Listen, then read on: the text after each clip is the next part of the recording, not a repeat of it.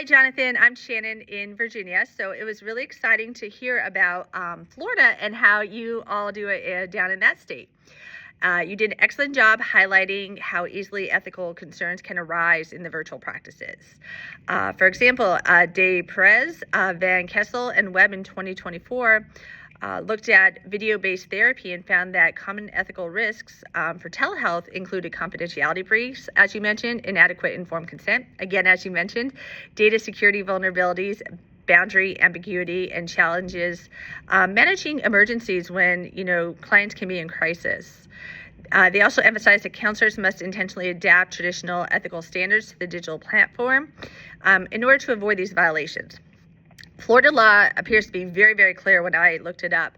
Under Florida Statute 456.47, a telehealth provider must practice in a matter consistent with his or her scope of practice and the prevailing professional standards of practice for a healthcare professional who provides in-person healthcare services in that state, and that's a direct quote.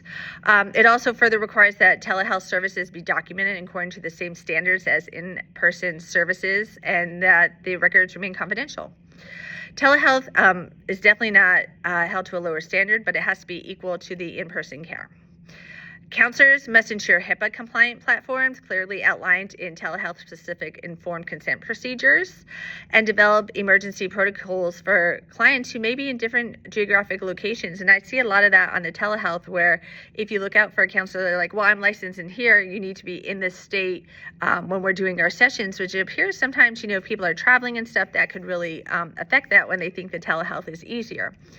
From a Christian worldview, Proverbs Chapter 11, verse 1 says, in the quotes, "The Lord detests dishonest scales, but accurate weights find favor within him," end quote.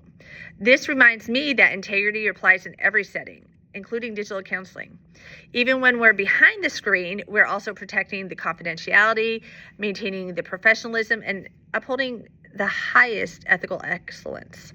Thank you for your topic. Thank you for bringing so much information to me, and I will definitely be using it in my career. Have a great day.